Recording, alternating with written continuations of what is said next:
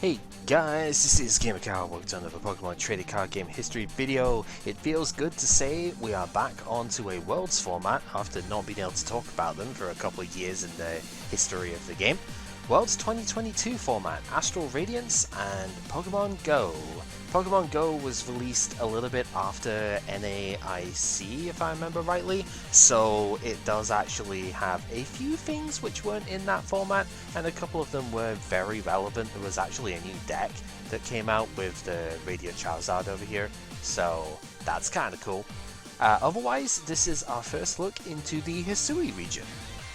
So, Brilliant Stars did have Arceus as the main focus. This one is more designed on the origin forms of Palkia and Dialga, down the bottom over here. Really hate the actual designs on these, by the way, but that's neither here nor there. I just think they're a massive downgrade, but who cares? For the most part, most of this set is almost exclusively Pokemon from Hisui. There are a couple of imports that we just haven't had beforehand, the likes of Beedrill V and I think the Fusion Strike Mr. Rhyme. There may be some other ones in here as well, but for the most part, all of these Pokemon are Diancie as well, right? Yeah. A lot of these Pokemon, though, do exist in the Hisui region, and it's kind of neat. Some of the Hisuian Pokemon do have zero energy attacks. I wish they used this a little bit more often. I like that it is on the regional forms, but I just wish there were more of them, especially because, like, Paldea only has one, right? There are very, very few regional forms in that dex, so bit of a shame we're not really going to get to see that during Gen 9 unless they do something drastically different with them. The other cool thing about this one, we do get a lot more of the character rares and stuff going over here as well. These do keep their regulation mark as well, so the Frostmoth is Reg D. When we rotate the Sword and Shield base set, this will rotate as well. That's just, it's a unifying thing. This is what the regulation marks are supposed to be for, and it's nice to see, even with reprints like this, that it's consistent, because knowing the Pokemon Company, didn't have to be.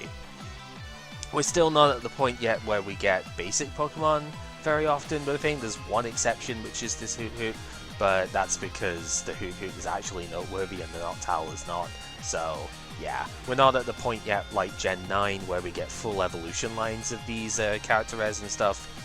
We'll get there though. Pokemon GO itself was a very interesting little side set to have just before Worlds. I think it was about a month beforehand is when it released.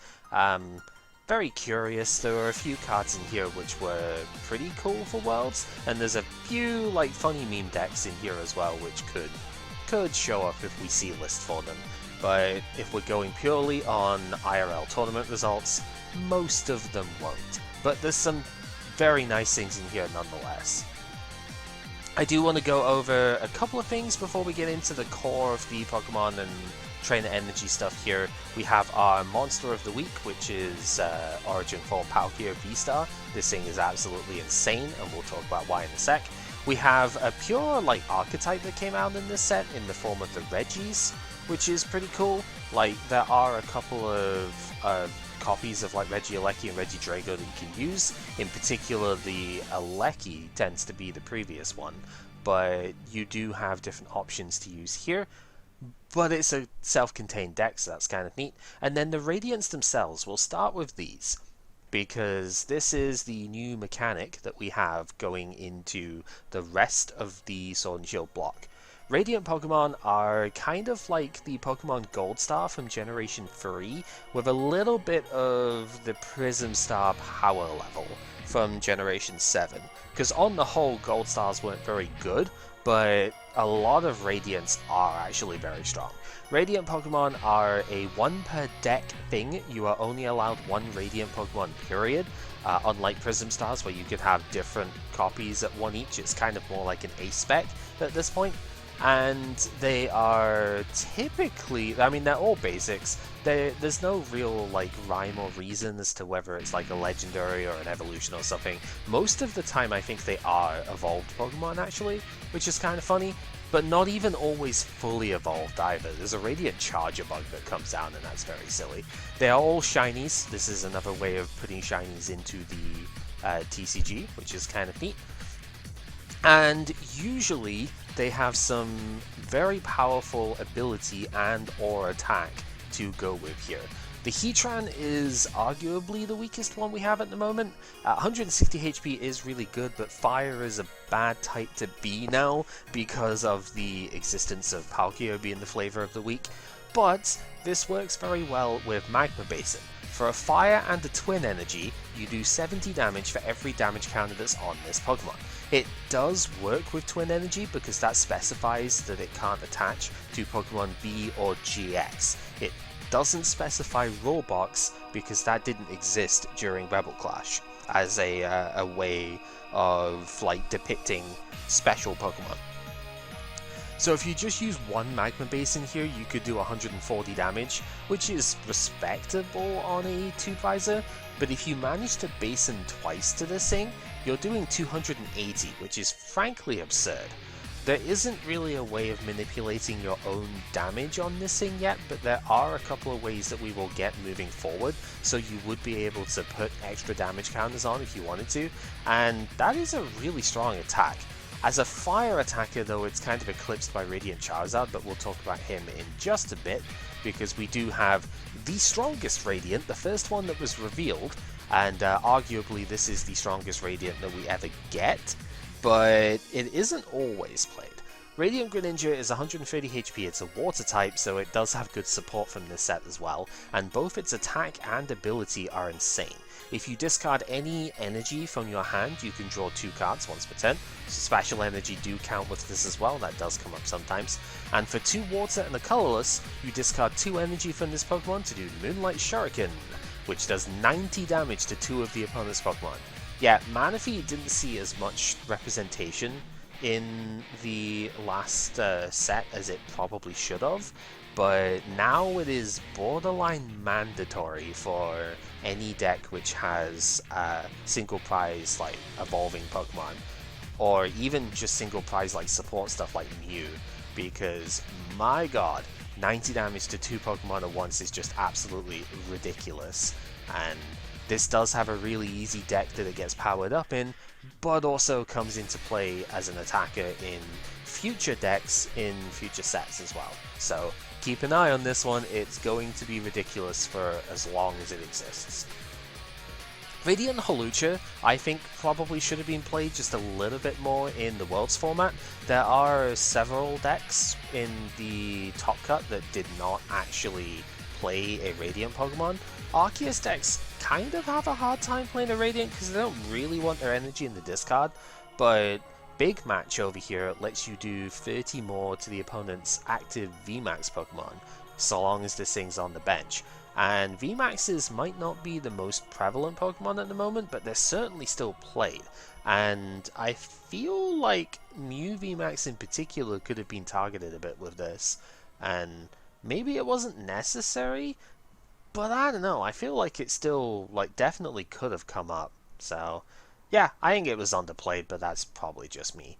From Pokemon GO, we do get the Gen 1 starters as full stages here. If you're not going to play Hawlucha, this is definitely one you could have played in Arceus decks. Radiant Venusaur doesn't have a good attack really, although triple status is very annoying if nothing else.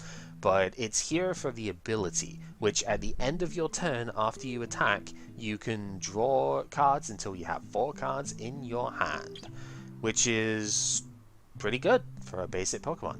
Doesn't sound like a lot, but if you are playing your hand down in a very item-heavy deck, or say, think about Gramble in the past, right, where you wouldn't actually want to have any cards in hand because of its own attack, there is actually a Pokemon that comes out, I think, next set, which will benefit from that sort of thing as well. You're able to draw after you do your big damage attack, which is pretty cool. Sometimes you do just end up with a hand that's like 1 card after you attack or something, because you've just played through everything so well, and this could refuel. So I think this also could have been played in those decks. Maybe it's just less consistency overall, or it, ironically, right, but maybe it's just brickier, especially their Venusaur, because it's got a free energy retreat cost, so maybe there's just too much of an overlap there that it just makes it not worth it, but I don't know, I'd have at least tested it if I was playing at this time.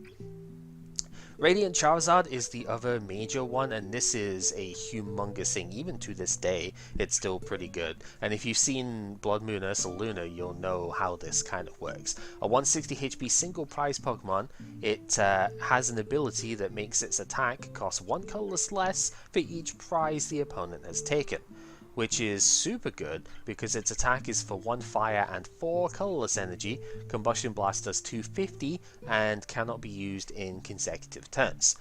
But 250 happens to be enough with a Choice Belt to one-shot a Pokemon V-Star. So you can uptrade, which is super good. The fact that it can be fueled with Twin Energy is pretty strong. In the early game, there is actually a Charizard Inteleon deck which uses Twin Energy as a way of attacking with this before the opponent goes down to like 2 prize cards or whatever. And yeah, it's just like really cool, to be honest. This is a heck of a lot of damage for 1 prizes to do, right? And realistically, I think we need more of this, but on the evolutions instead of the basics, right? Blastoise is the weak link, I think, of the 3 of these. It's the one that sees the absolute least play, and it's only because it competes with Greninja, basically. You have to specifically discard a water energy as opposed to any energy, but you put 2 damage counters on one of the opponent's bench Pokemon, which is really good. Right, like imagine having this in like Jolteon VMAX or something. I know the discard water specifically makes it kind of incompatible there, but instead of having to play like Scoop Up Net and the Zigzagoon, you just play this and you can do it every turn and you can target where you need to with its ability. Very, very cool. It's effectively a basic version of Inteleon, like the Rapid Strike one, which is a very strong card. Just, yeah, it competes with Greninja and that's why you don't see it. Its attack is okay as well, 2 water and a colorless to 170, but it can't use it in consecutive turns. Definitely not as good as Charizard's one, that's for sure, but it's still cool. I don't know, I like it. We've been talking about water quite a bit, and that's because Origin Form Palkia is just disgusting. It's 220 HP going into 280, it's Air Balloon compatible at 2 Retreat, which is pretty good. If you have to use either attack on the base form, you're probably not winning that game, but Rule the Region can search for a Stadium card, sometimes that will help to search for a path to the Peak Answer or something, so sure, I suppose it might come up. The real star here is the V-Star. 280 HP is on the bulkiest side alongside Arceus, which is really strong. It takes 2 water to do its attack, which is very easily paid for with Melanie plus a manual attach. It does 60 plus 20 for each bench Pokemon in play. Yeah, this is Suicune, but with 40 extra base damage. It can't use colorless energy, so it doesn't use capture energy very well, but this hits numbers that Suicune only wishes it could hit. And that deck was already really good. Being able to cap out at 260 means that a choice belt here will get you to 290. That KOs the V-Stars, so that's obviously really strong. But it gets better because it has an inbuilt acceleration ability too. Star Portal is the V-Star power here, and once during the game, you can search your discard pile for up to 3 water energy to attach to your water Pokemon in any way that you like. This includes the active, and this is one of the reasons why Greninja is so devastating in the Palkia deck, because if your opponent doesn't put Manaphy down, this can just immediately charge up that Greninja, which can't be charged up via Melanie, since that has to attach to Pokemon V, and you're sitting on a ridiculous 90 snipe twice, which is just unbelievable, to be honest. Yeah, Greninja is insane to set everything up. And it's like, even if you are not able to get a one-shot because the opponent is playing their bench very low to make sure this doesn't kill them, Greninja can set KOs up. And then you still just win the prize trade anyway, because Greninja is a single prizer. Stupid deck, to be honest, in its own way. Irida is one of the workhorses that makes this happen, and I think it was mostly noted immediately, but not every version of the deck I think played it instantly, but I think all the tournament ones very quickly realized this card is insane. Search your deck for a water Pokemon and an item card, put them into the hand. This is Faulkner, but instead of searching for an energy, it searches for the Pokemon instead. Now, what very good water line do we have in format right now that is a very big mainstay in a ton of different decks? Inteleon. We can search for Inteleon pieces with this, as well as getting any item that we want. So this effectively turns into Shady Dealings like 2.0 at that point. It is absolutely absurd. Also, going second on your first turn, this allows you to get Battle VIP Pass out of the deck. So it makes it a lot safer to play that card when you can basically guarantee or have like 4 additional copies of it in your deck by playing 4 Irida as well. This card is ridiculous, and it sees play even today in decks as well. Crazy stuff. The Regis are the other like major archetype as mentioned from this set, and it relies on the Regigigas over here. As a soft once per turn, if you scoop up Netness, you can do it twice. Once per turn, if you have all 6 different types of Regi in play, you get to attach up to 3 energy to one of your Pokemon from the discard pile. This is any energy type, so most of the time it's going to be special energy with this thing, and Gen 8 has got type-based special energy, so you can basically do whatever you want. The Regis in general do hit some very good weaknesses. Fighting, of course, is a really good one to hit. Lightning is good, but this particular Regieleki doesn't hit lightning weakness because it hits the bench only, but the other one does hit active, so that's why you see the other one more. Metal actually comes up sometimes as well, especially when Kieran VMAX comes out. That deck is actually alright. So this ends up coming up a bit too. Sometimes fairy decks come up as well, like Sylveon is hit with this, Whimsicott's hit with this, so that can be pretty good. Water, not so much obviously, but don't discount Regigigas' own attack here either. Sure, it takes 5 colorless energy, but we can accelerate special energy, and it can be to itself, so we can put twin energy in the deck as well, and it's great. 150 damage, but if the opponent's active is a VMAX, double that damage. So put a choice belt on this thing, and then you're hitting 330, which is enough to one-shot even VMAX Pokemon, which is kind of ridiculous. As far as our other stuff goes, the other main one here is Regidrago. This thing, if it's in the active, lets you draw up until 4 cards in your hand. It's a hard once per turn, but that's still pretty strong. And also Giant Fangs is the best like generic attack that you have in this deck. 160 for a grass, a fire, and a colorless. We play Aurora energy as the main thing in here, so it's 2 Aurora plus any one other energy gets us there, so that's not too bad. Regieleki sometimes sees play outside of the Regi's deck because of Electromagnetic Sonar, which puts any trainer card from your discard pile into the hand. So control decks will often play this. I think Todd actually played like a Charizard deck that had this in it fairly recently because of Block Snorlax and stuff like that, so that's kind of neat. As far as what you use it for in the Regi deck, 2 Lightning in the colorless for targeted Bolt, discard 2 Lightning, snipe 120 to one of the opponent's bench. The fact that this can only hit bench is really annoying and generally will make the other Regieleki better. Couple that with the 3 energy retreat cost on this thing as well, which, like, to be fair, like all the other Regis share. You know, like Drago's got a 3 as well, yeah. Gigas is a 4, so that's annoying, but the other single prize Regieleki does have a 2 energy retreat, which is payable with twin energy, so yeah, kind of annoying this one. I don't understand why the fastest Pokemon in the game has got a 3 energy retreat. It's not even like that heavy compared to a lot of the stuff either, so it's just really dumb. The basic Regis that we have here, all like the original ones, all have the Regigate attack. For a single colorless energy, you search your deck for a basic and put it onto the bench, basic Pokemon that is. And so that's kind of neat, gets you another Regi in play. And then they all have, for 2 of their type energy plus 1 colorless, they have an attack. Regirock does 140 and can't attack next turn, perfect numbers to hit for weakness, to do 280, so there you go. Blizzard Bind on Reg Ice prevents the opponent from attacking if they are a Pokemon V next turn, does 100 damage, so not the best one out there, but there are some decks that will just have a really hard time getting around this. If they switch, of course, and then come back into the active, they can attack, so it's not amazing, but you never know. And then Registeel does 220, but it does 50 less for each colorless in the opponent's retreat cost. Some decks, like Mew, are going to get hit very, very hard with this, but against Mew, you generally want to use Regigigas, but against Mew V, you would be able to use this to one-shot it, which would be pretty cool. Otherwise, a lot of the metal weak stuff has like a 1 energy or a 2 energy retreat. This is really good against Whimsicott.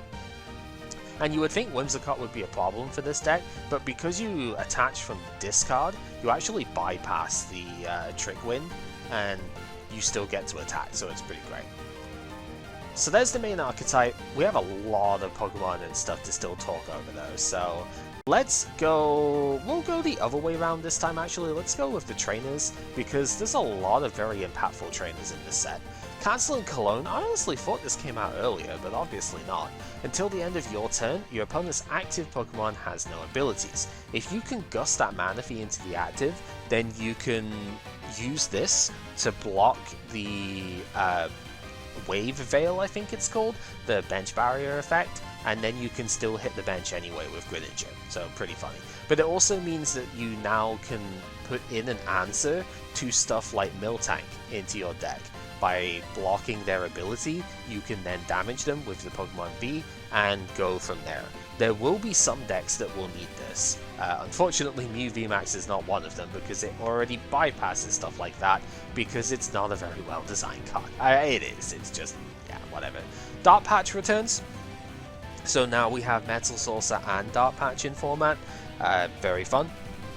There's a lot of good Dark Pokemon in this set which could take advantage of this, but also just remember that Eternatus is a card that exists and only takes 2 energy to attack, so this is pretty good. It also means that like Galarian Moltres V could actually power itself up in 1 turn by going Dire Flame Wings, single Dark Patch, and an attach for turn, and you can do that in basically any deck that has dark stuff. Pretty solid.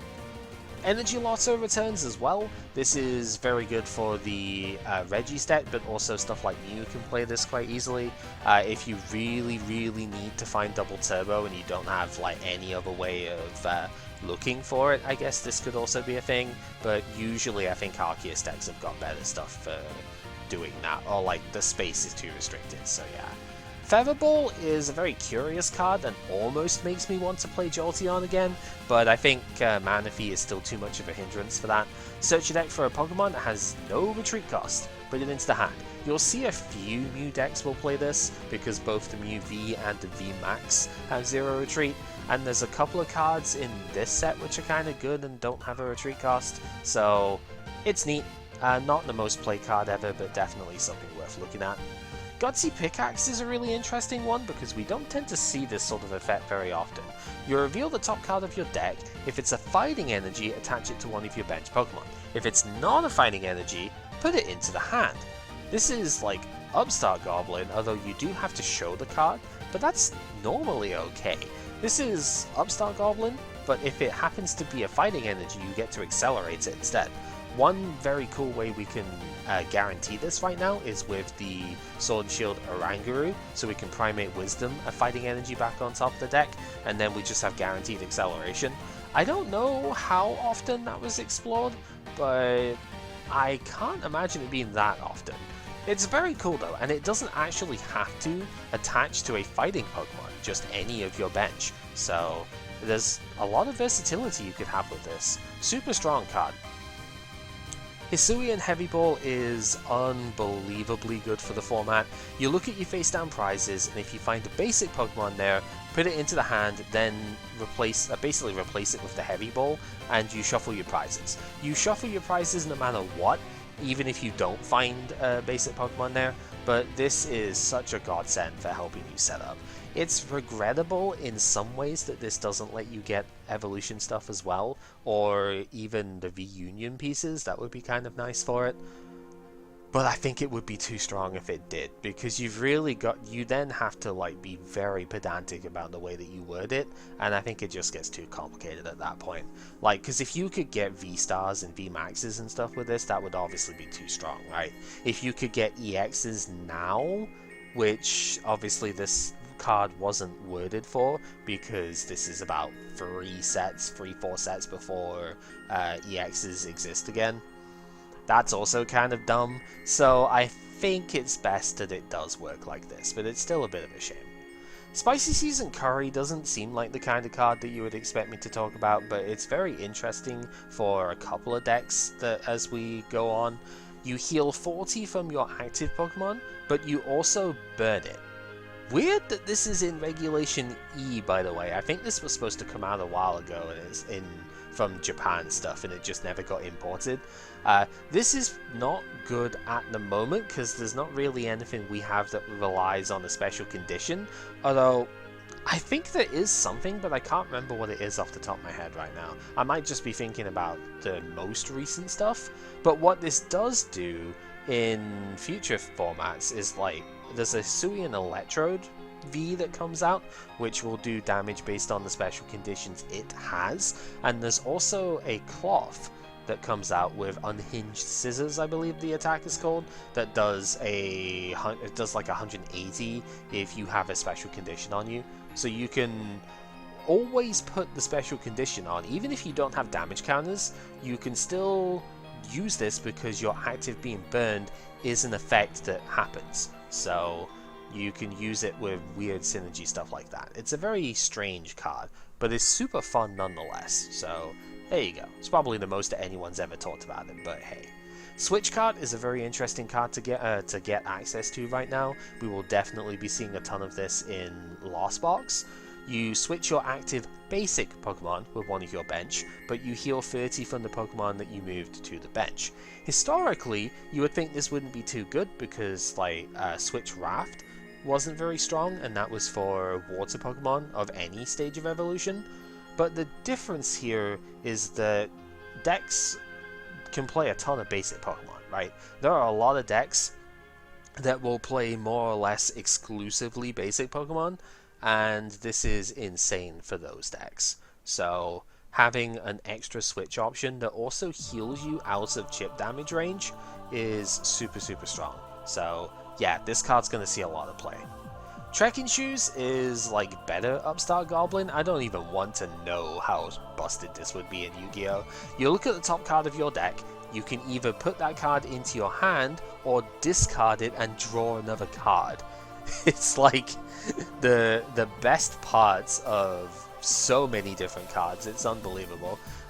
This sees a lot of play because it helps you turbo through the deck, and you do get a bit more agency with this as well. This is much better than, say, Judge Whistle, which didn't really see that much play in the end because just a straight cantrip is not very good.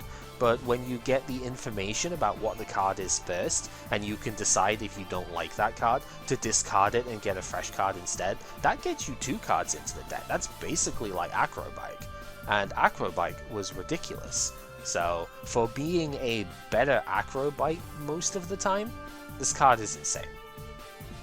Now we get to the supporters. There's quite a few of them that are interesting here. Adamant is one of the ones that's like not great, but that's mostly just because the archetypes are not great for it. If you discard 2 metal energy from your hand, you search your deck for any 2 cards. It's Crash Awake, but for metal this time instead of water. Yeah, card's fine, but metal, like, discarding 2 metal is kind of cool because if you could search for 2 metal Saucer with this, right? And then you accelerate the 2 that you discarded. The problem is getting those 2 energy into hand is a little bit annoying, and you would need to play a lot of metal energy for this to work. The Dialga deck does like quite a few metals, but not enough to consistently proc this. And because we don't have like Professor's Letter or Earthen Vessel as it is now to search for those energy, it's a little bit too complicated, more or less. It just doesn't work as often as you would hope it would. Silene is a very good card that doesn't just see play in control decks, even though it looks like a control card. You flip 2 coins, and for each heads, you put that many cards back on top of your deck from your discard pile. So this recovers any card, which is why it ends up seeing play, because you can recover like special energy and stuff here as well, but also it can just be used to recover items or supporters that you otherwise wouldn't be able to.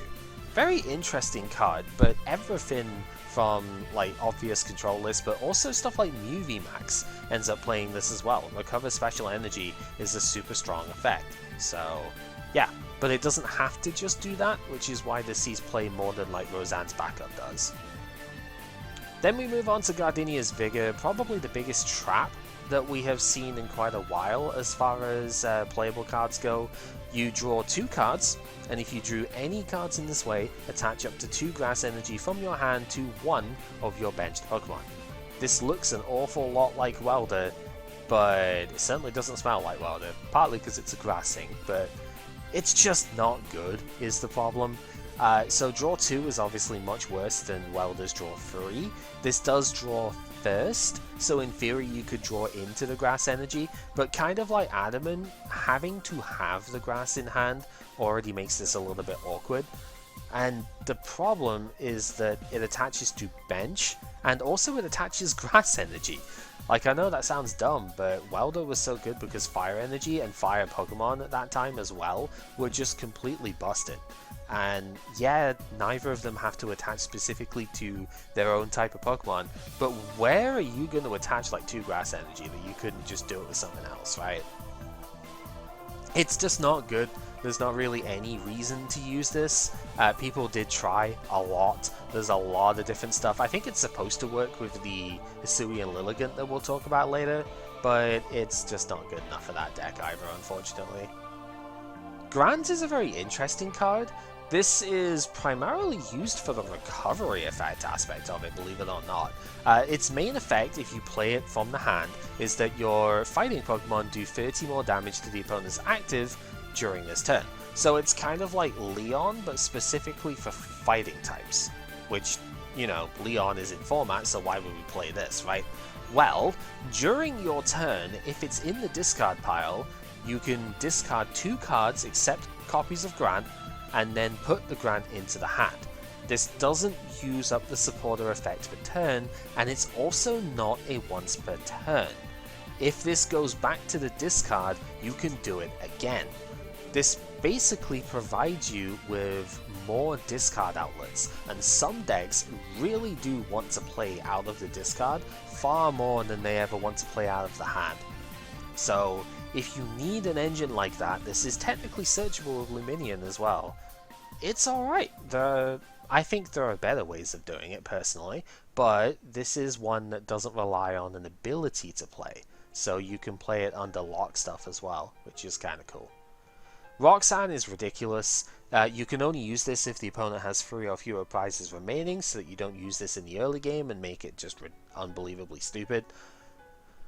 But you shuffle draw 6, and the opponent shuffle draws 2. You only give them 2 cards to work with, and if you can knock out their Bibarel in the same turn, oh, you are sitting pretty with this one. This is such a good combat card. It is, however, not the kind of card you want to play very many copies of, because it isn't live for literally half of the game. And that just makes it a little bit fun to play around with, right?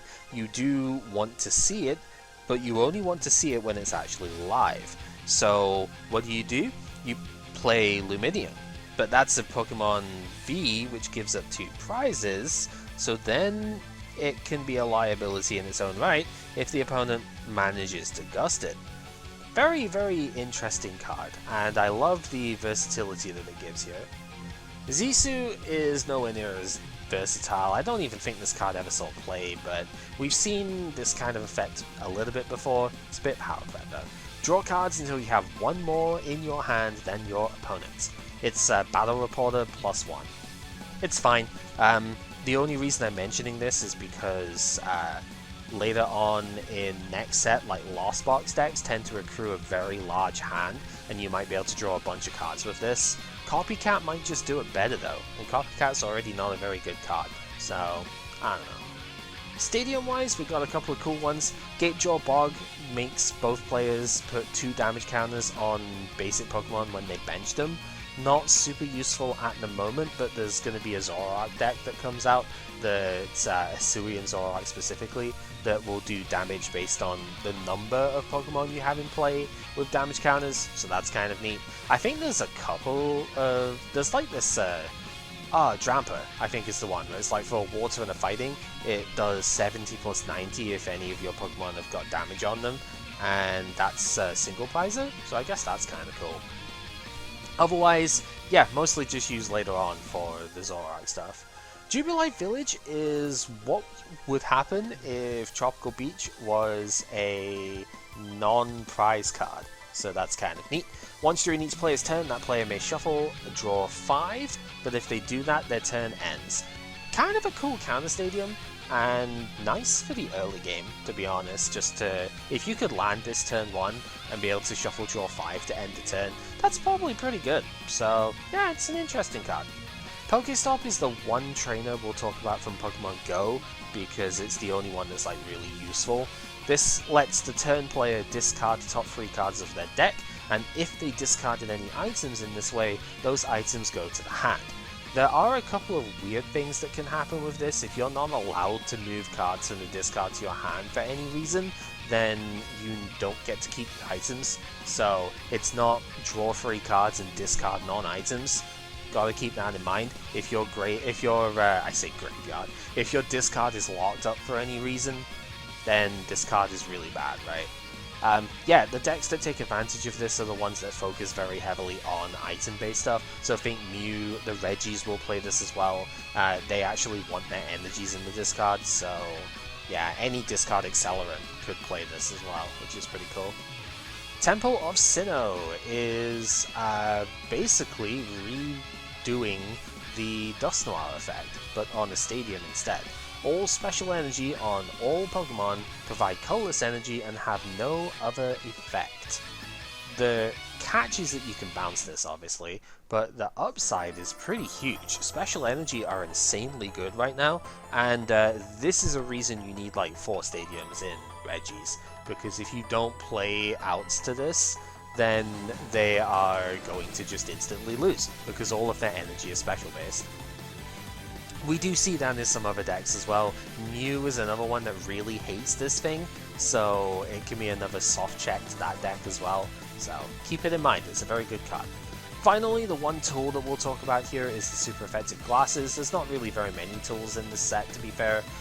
If you apply weakness to the Pokemon let me restart. If this Pokemon, the one that is attached to, hits for weakness, it applies it as a 3 times effect instead of a 2 times effect. So it's not quite the same as the allergic pollen like Vileplume that we had before that makes weakness times 4, but it's still very, very cool. And yeah, there are a couple of sort of single prizey decks that don't really hit for a ton of damage, but they do hit for a lot of different weaknesses. You could probably build something with that. I don't think it comes up very often though, but it is very fun, so might be worth looking at anyway. Then we still have a whole ton of Pokemon to look at here, because these sets are just interesting, what can I say. Let's start with the Charizard. This one is a very funny meme deck. It actually works with the Blastoise over here as well. If you remember back to Next Destiny's Gardevoir, or even the original Meganium, I think there's a set tile that's done this before as well with Wild Growth. It's a very similar thing.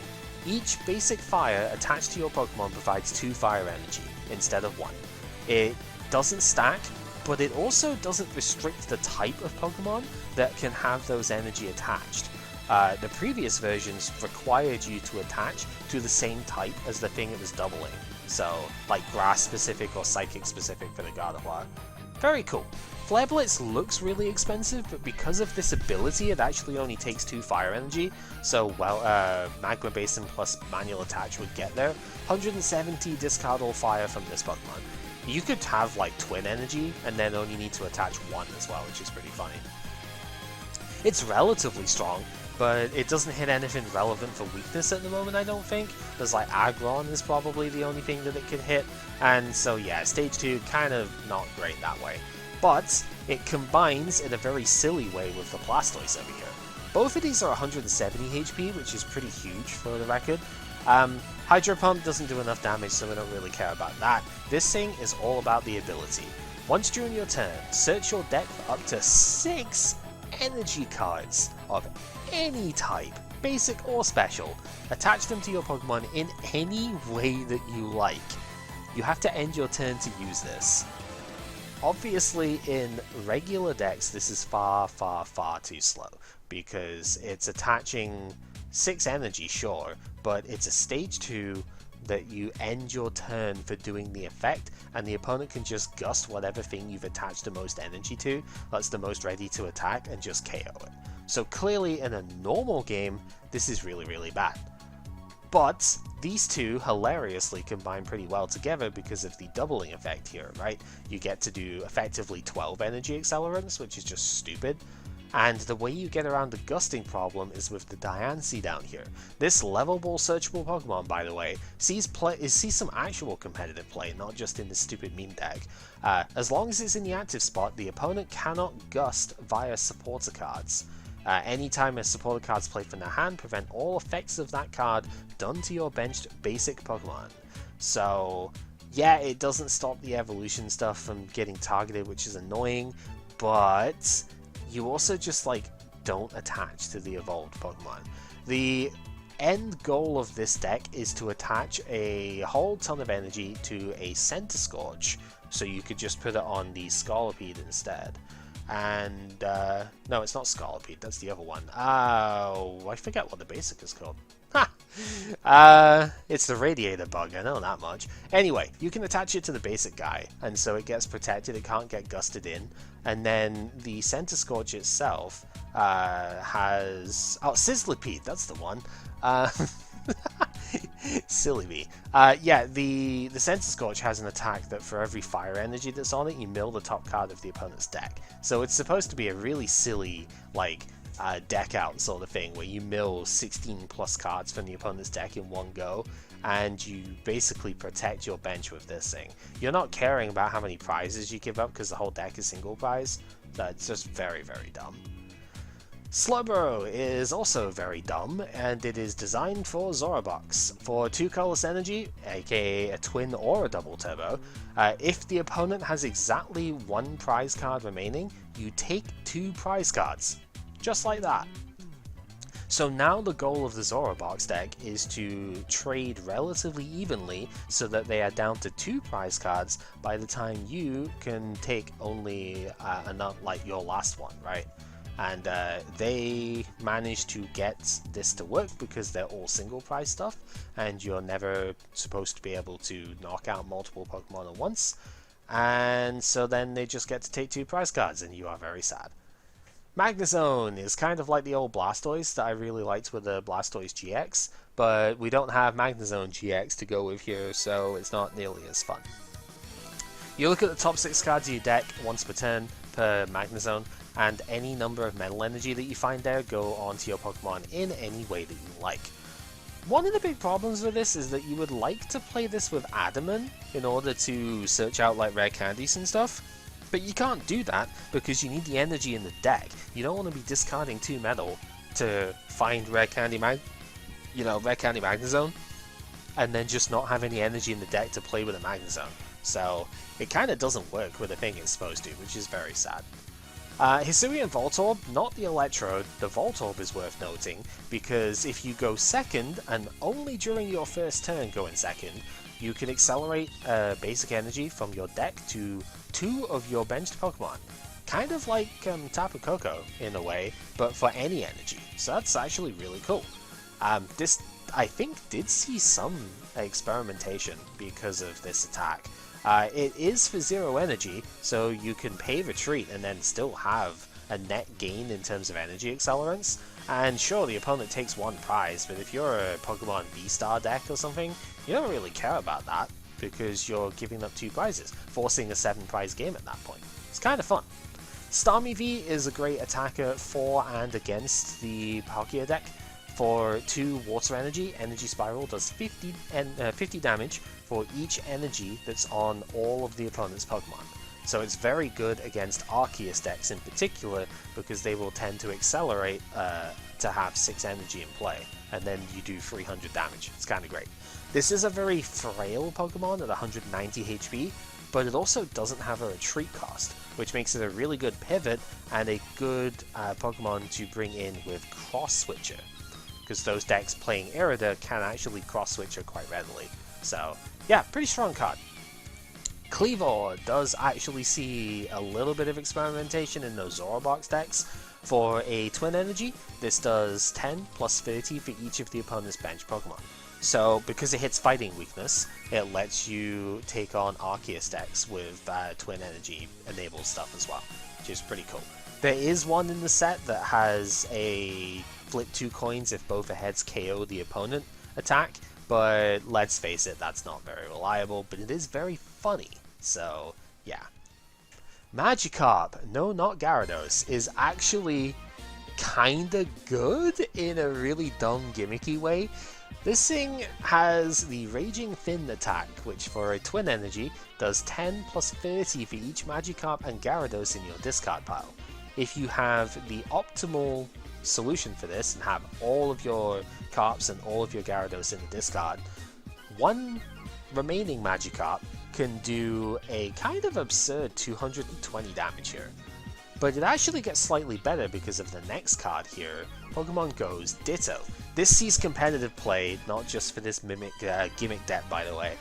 Sudden Transformation lets you copy any attack from your basic Pokemon in the discard pile that don't have roll boxes. So if you put the 8th Carp piece into the discard, now you're hitting 250, which choice belted is enough to KO V-Stars. So Ditto for a Twin Energy can actually copy this in the discard with all of the Gyarados pieces there, and you're done. It's kind of great. Gyarados itself doesn't do anything special unfortunately, but it is just very funny that this even exists in the first place. Super silly card. Makes probably pretty good use out of Pokestop to be honest, because discarding the card pieces is something you would want to do. Snorlax is dumb. There's not much I can say that's good about this card. This is the return of Team Plasma Snorlax basically, except this one literally never attacks because you don't play the stuff for it. 150 HP, and if it's in the active spot, the opponent's active can't retreat. Very, very, very annoying. It doesn't really see a lot of play until later because it doesn't really matter at the moment, but it is one of the dumbest control decks in the current standard, and definitely would not be looking forward to fighting that at tournaments, or like, God forbid if I actually wanted to play TCG live, I'd probably be seeing this all the time, and I'd be very, very annoyed. Articuno, Zapdos, and Moltres, they all have the same general thing here. They do like 110 for 2 of their type plus a colorless. Sometimes comes up, especially Zapdos. But the main thing for them is their symbols. For they allow your basic Pokemon of their shared type, except named copies of themselves, to do 10 more damage to the opponent's active. So for each Articuno you have in play, your Waters do 10 more. For each Lightning, which is the important one, your Zapdos will allow you to do 10 more. And for each Fire that you have, each of your basic Fire Pokemon do 10 for every Moltres you have in play. So Zapdos is the big one. This does see play in Vikavolt lists actually, in order to do a bit of extra damage there. But it's just really cool in general. Like, you can use this in Flaffy Box. You can also play it alongside like Raikou and stuff in Lost Box, etc. just to get a little bit more damage output. Really, really cool cards. They do actually come up. Mewtwo V-Star is the second coming of Reshiram, unfortunately, for better and for worse. This 280 HP V-Star does 90 damage for each Psychic Energy that you discard from your board. Base cost is a Psychic and a colorless, so it can actually discard from itself this time. That's pretty good. Downside, we don't have Malamar, so it's a bit weaker to do that way, but oh well. It's a V-Star power is also like not too good, but it does come up against Arceus decks in particular. For the same Psychic and colorless cost, you do 120 to each of the opponent's Pokemon V in play. It's not affected by weakness or resistance. Psychic doesn't get resisted anymore, so whatever. But it's not affected by weakness if the opponent is like an Urshifu VMAX or something. So, rip that, I suppose. Yes, so obviously this does 270 if you discard all free energy in play. There are ways of doing that, but those ways ended up being better as a solo deck than playing it with Mewtwo V-Star, which is kind of sad. Obviously put like a choice belt on this thing and it does 300, so it's enough to KO the V-Stars that you go against as well. It's kind of neat. It is a Psychic type though, so it's weak to Dark, so it gets caught in the crossfire of the format a lot as well. The fact that Mew VMAX is so strong basically makes any other Psychic type almost useless. It's kind of sad. Hoot Hoot, not Noctowl. This is the one that's got the character art. Basic energy attached to your benched Pokemon cannot be discarded by the effects of the opponent's items or supporter cards. Yeah, this protects your bench from Crushing Hammer, so automatically, pretty solid. It does not prevent Fan of Waves from working, however, because that doesn't discard, it bottom decks. Bit of a difference. But yeah, if you are really worried about your Arceus energy getting like Crushing Hammered away as your active one somehow gets KO'd in the turn, then this could be played to prevent that. It's very fun. Hisuian Sneasel V is something I've definitely been looking forward to. This is not going to be a good deck, but it's going to be a very funny one to play, and I do need to find a list for this, because spoilers, didn't see tournament success, but I think it's great.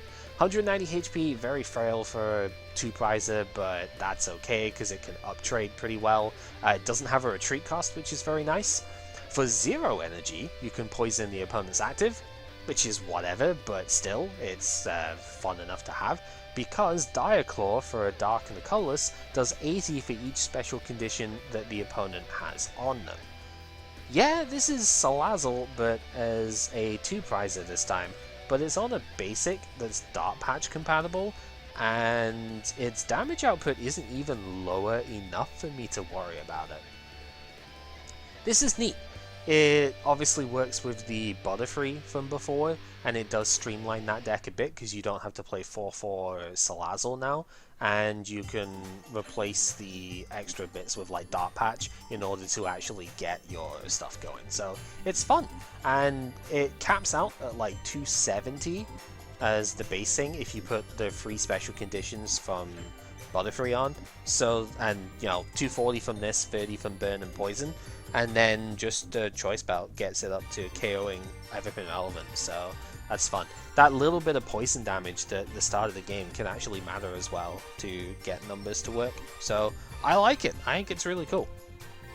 There's a Sneasel Radiant that comes out, I think, next set, which would increase poison damage by 20 as well, which then it does get to the relevant numbers, but I don't think it needs it in order to play out. So I'm going to try it without, I think.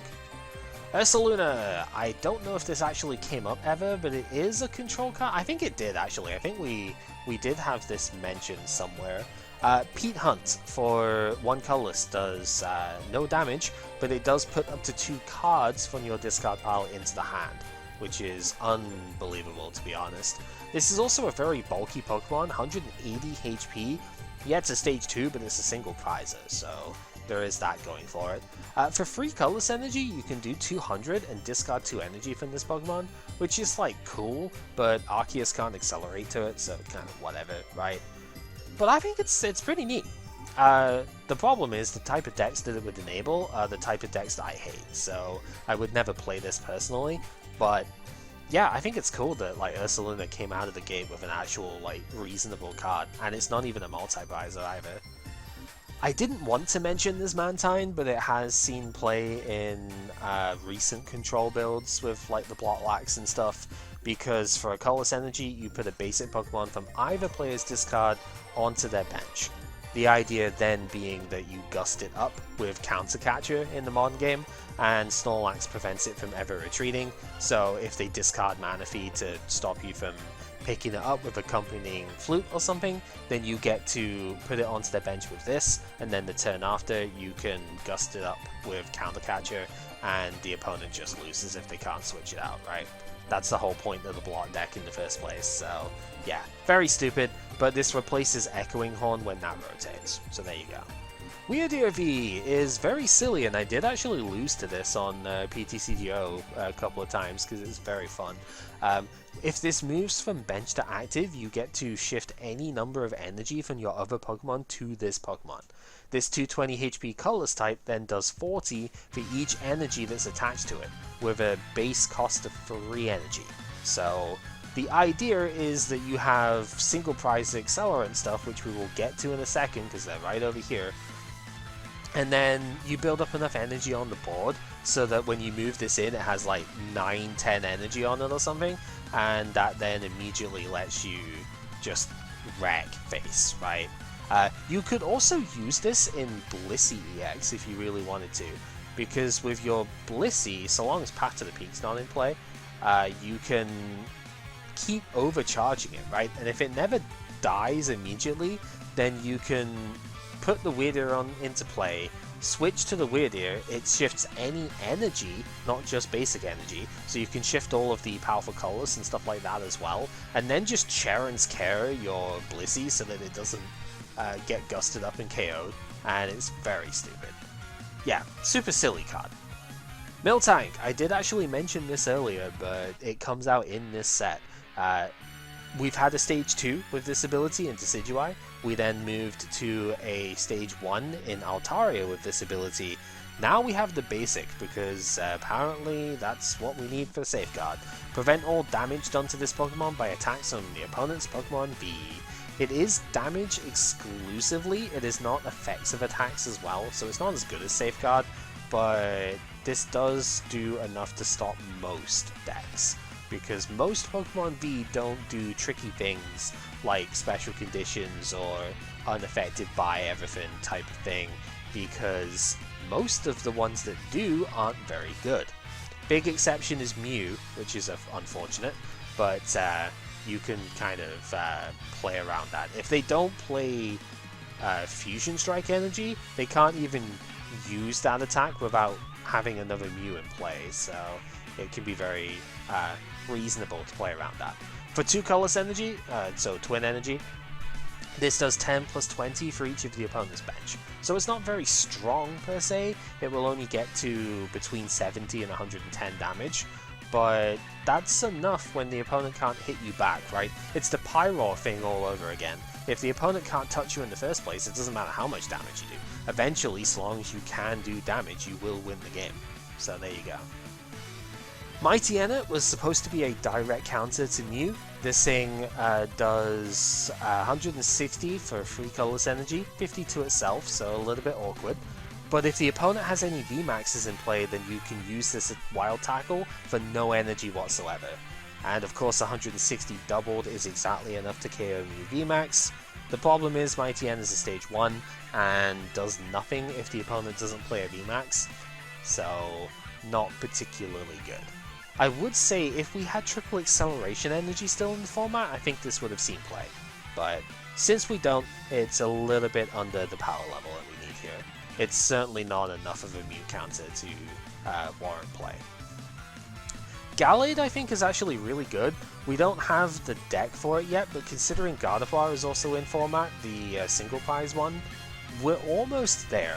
160 HP and a reasonable attack, Psychic Twin Energy, 160, move an energy to one of your bench Pokemon, so you move the Twin Energy around. Very similar stuff to what Gallade has done before, especially the Cosmic Eclipse one. But what's good about this is that once per turn you just search your deck for a supporter card.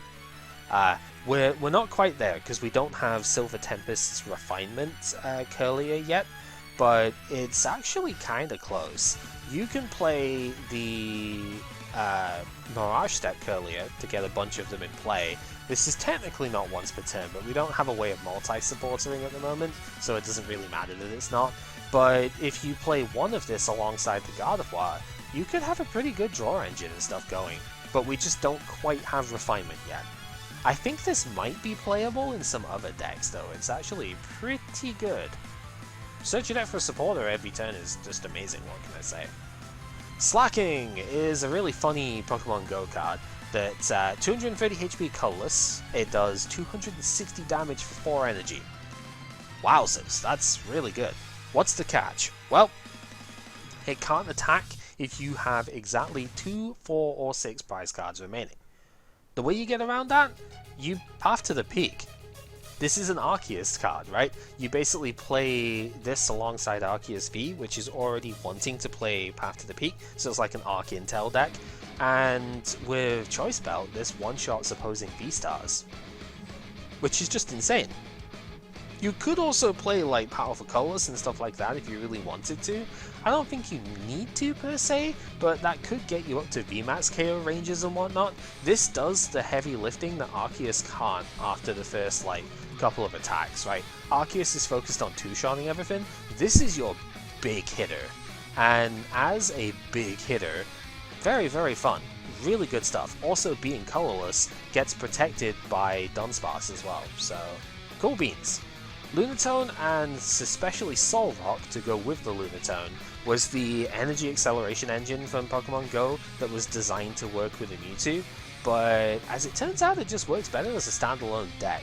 Didn't see tournament success, but was, because of its cheapness, was played constantly on the ladder for PTCGO. Lunatone and Solrock are both level ball searchable, but you're only ever going to attack with a Lunatone because you don't play basic fighting energy. Spinning attack is useless anyway. Lunatone can, for 1 psychic energy, discard a card from the hand, draw 3 cards. You'd be surprised how often that comes up in the start of the game. And Moonkinesis is your attack of choice for this deck. 30 damage for 3 colorless energy, plus 33 psychic energy that's on this Pokemon. So 120 when you have the required energy to attack. On a single prizer, that's like respectable. If you can boost this up a couple of bits, then you can 2-shot stuff, whilst they can 1-shot you, but take half as many prizes. So like, that's pretty useful. And the accelerant is the Sun Energy, once per turn per Solrock, attaches a psychic energy from the discard to one of your Lunatone. Doesn't even have to be a benched Lunatone. So you want 3, possibly 4 of this guy in play, and the rest of it is Lunatone. And you just accelerate all the times to Lunatone, and Lunatone does like 150, 180 damage maybe at most, but that's fine, it's good enough, and that 2-shot stuff is pretty great. Obviously the synergy was that if you accelerate free energy to a Lunatone, you could then discard those free energy with the Mewtwo to do 270. But it's too much of a liability and doesn't really benefit the deck enough, so there you go. Kricketune is kind of interesting. It's you can only apply one of this ability at a time, but your grass Pokemon in play, except itself, get 40 extra HP. It's also level ball searchable, so I guess that's kind of cool. I don't know if it ever comes up, but if you need more tanking stuff on the grass types, this is one way to do it. Luxray V is a really cool looking card, but also an absolute bastard at the same time.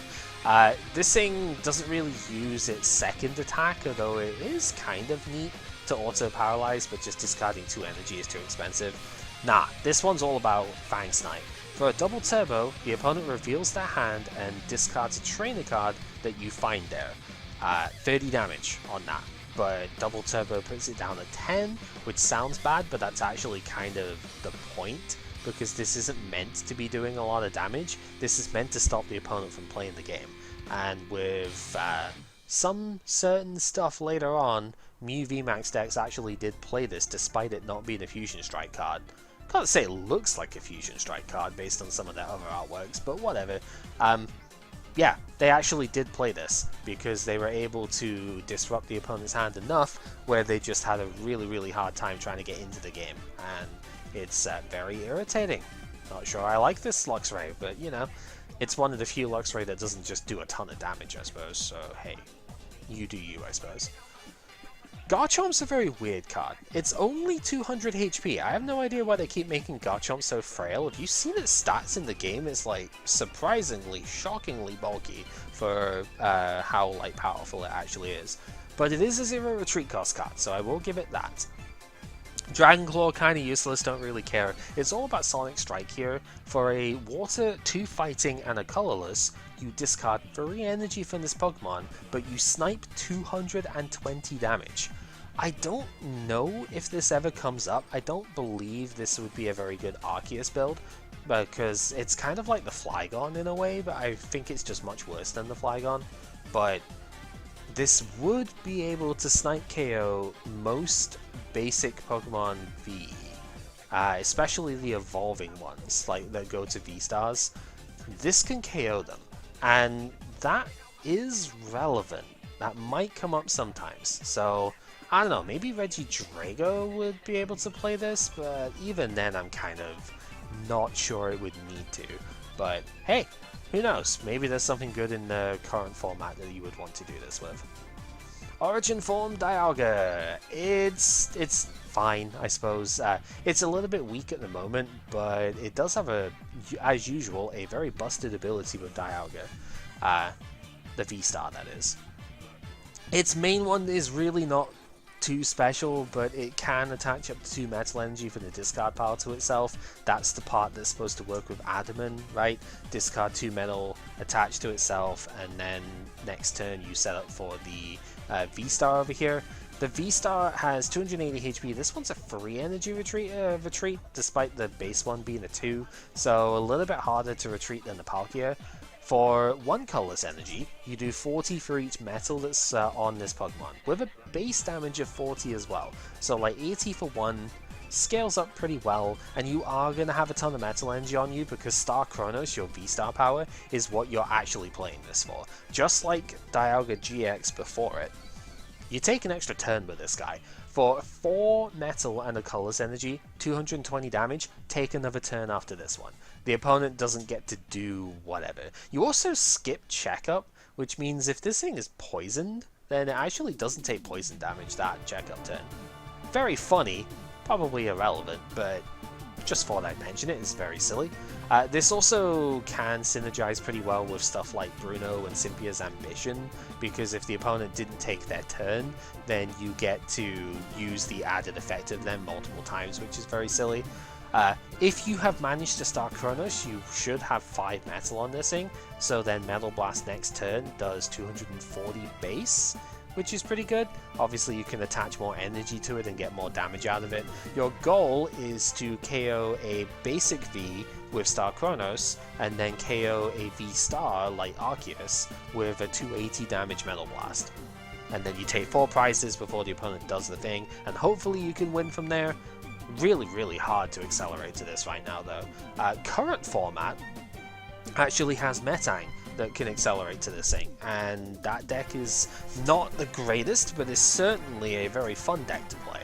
So yeah, interesting that it actually has more play now than it used to. Let's move on to the Dark types from this set. Darkrai V doesn't really have anything special going for it, I just like the artwork. It's also only 210 HP instead of the usual 220 for the V-Star stuff, because the V-Star is only 270 as well. The V-Star is where it's interesting though. It has Dark Pulse, so basically the same as the last Darkrai, the EX one that we had, for 2 colorless this time. 30 damage plus 30 for each Dark Energy that's on all of your Pokemon. Its ability for the V-Star power lets you put up to 2 item cards from your discard pile into your hand once per game. So the idea, of course, is that you are able to recover Dart Patch would be the best one, right? And then you accelerate more energy to your bench with the Dart Patch stuff. This can also synergize with Galarian Moltres very well, because they can accelerate energy either from the discard pile or the hand when you put them into play, so that's really good. Energy Switch would be very strong in this case to be able to shift stuff around as well. And it can do a ton of damage, but it's very intensive on the setup, and that's where it kind of falls flat. In the opposite sense, Hisuian Samurott starts at 220 HP and then still only goes to 270, which is kind of weird. It's Air Balloon compatible, which Darkrai is as well, that's kind of nice. 2 retreat is reasonable. The Basket Crash attack on Hisuian Samurott V is actually kind of neat. Discard up to 2 tools from the opponent's Pokemon, very much like that Beedrill EX that we had before. That's fine, I suppose, it can sometimes come up, but the V-Star again is the main bit here. For 2 Dark Energy, 110 damage, doubled if the opponent has any damage counters on them whatsoever. So, kinda cool. We have Galarian Zigzagoon, which we can pair this with, but also we could probably do this with like quick shooting as well, right? With Inteleon, be able to get some damage going that way, kinda fun. Or we could use its V-Star power. The Mooncleave Star puts 4 damage counters on one of the opponent's Pokemon once per game. It's fun. Unfortunately, not like the strongest V-Star power out there, but it is a Dark type, it attacks a relatively low energy, does a whole boatload of damage, and if you put any damage counters down on the opponent first, this can do some pretty big KO numbers, right? Put a choice belt on this thing, it's 250, so if you get 3 damage counters down on the opponent, you can KO them with Merciless Blade, so that's pretty strong. Hisui and Lilligant, I didn't really know if I was going to talk about this one, but I guess the Gardenia synergy kind of makes it look reasonable. For 0 energy, the 200 HP regular V can draw until you have 6 cards in hand, which is pretty okay as far as like setup attacks go, so not too dissatisfied with that. The V star actually goes to only 260 HP, but kind of like the Whimsicott, it goes down to a 1 retreat as well. For some reason, the regular V has got a 2, don't understand that, but whatever. For 2 Grass and Colors, you do 130 damage, same attack as the regular V actually, but if you put an energy from this Pokemon back into the hand, you do 100 more. So 230, not quite enough with Choice Belt to KO other Pokemon V-Star, unfortunately, but it's still a lot of damage. It KOs all the 2 prize Vs, which is pretty good. And, well, its star power is not amazing, but sometimes you might use it with Gardenia's Vigor specifically. During your turn, you may search your deck for up to 5 in any combination of Grass Pokemon and Grass Energy to put into the hand. I think realistically you probably still play this with Arceus, so the chances of using this are very low, but if you do have Gardenia's Vigor in hand, this would let you accelerate energy using the power here, so I suppose that's supposed to be the idea. I think the problem here, it's not like too inefficient to keep attaching energy back if you've used Arceus first, but I think the big problem is just how are we not just consuming our energy attachment for turn on this every time. What happens when you need to like get a second attacker going or something? It's just a bit awkward. It relies too much on Gardenia, which isn't a good card in the first place, so by proxy this is also not super good. Hisui and Basculin is actually pretty solid. This is a similar card to the old Alolan Vulpix. You, for 0 energy, search your deck for up to 2 basics and bench them. So the Vulpix put Pokemon in the hand, this directly benches the stuff. So it can be seen as like an extension of Battle VIP Pass if you want to. Pretty reasonable, to be honest. This can be a good going second card because of the 0 energy cost to use it, and it helps you set up your evolution lines very well, so I like this one. Hisuian Decidueye actually won Worlds, which is kind of stunning. Mountain Hunt is actually pretty respectable, so we can talk about that too. For a single fighting energy, you search your deck for up to 2 cards and put them into the hand. Nasty Plot, kind of useful. And its main attack is not particularly good, but it can punch through what's-her-face, Miltank. So it does give you an out in the Arc Pika deck to do that, so sure. The V-Star is the main bit that we're looking for there. 270 HP once again, for whatever reason, that's just what they gave the starters, so sure. For 1 fighting and the Twin Energy, or double turbo really, 160 damage, discard up to 3 energy from your hand, and do 30 more for each card that you discarded in this way. You are almost never discarding cards with this thing. You're realistically using this to hit for fighting weakness, because 160 doubled is enough to do everything you need it to do. Star of Fortune, if you somehow don't use Arceus' V-Star power, lets you draw cards until you have 8 cards in your hand once per game. Good power! Why are we using this instead of Arceus? Well, it might just be that you never needed to use Arceus, and this could draw you like 6 cards, so that's why. It's the fighting type of the deck, but it can help you get set up because of Mountain Hunt, that's kind of fun, and it's respectable enough, I guess. Not every version of Art Pika actually plays this card, I want to note, but if you want to hit fighting weakness, this is the best way to do it, because Path to the Peak will shut off the Zapdos, so yeah. Then we have a Rangaroo V, which is a weird one to have not gotten before now, but whatever. If it's in the active spot, you can search your deck for up to 2 tools and put them into the hand. It is Air Balloon compatible, which I find pretty funny. I don't know if you would ever want to play a Pokemon V to do this, but sure. I mean, if it's needed, it's in format. Kinda cool. Then we have a Wimpod, which I didn't really want to mention, but it does synergize specifically with the Rebel Clash Golisopod. The Wimpod, the Golisopod from Pokemon GO has got like first impression, but it's not very strong, so kind of whatever. If the opponent has any Pokemon V in play, this guy has no retreat. It's a water, so you could technically Irida search it if you wanted as well, and the one from Rebel Clash also has 3 retreat. It's a grass type, so like take it as you will, but if you're ever playing Glycopod and it's not just part of a Zora box deck, this would be the better win pod to use. So there you go. Melmetal VMAX is in Pokemon GO as well. I'm only really mentioning this because it's got a relatively high damage output, but I think overall the Aggron ended up doing more. 330 HP, big dude. For free metal energy it only does 160, but if you add another couple of metals, then it does 60 for each metal that you add. You cap at 280 for 5 energy, but 280 every turn is not awful. And it is technically more damage than what Aggron VMAX does, but it's less than what Aggron V does. And that's really the kicker, I think. This guy is fine, but fine doesn't necessarily cut it, you know. It's like Arceus partner number 400, right? It's okay, but why are we using it over most of the other stuff? Finally, we have Feeble, which can be an interesting Eternatus partner.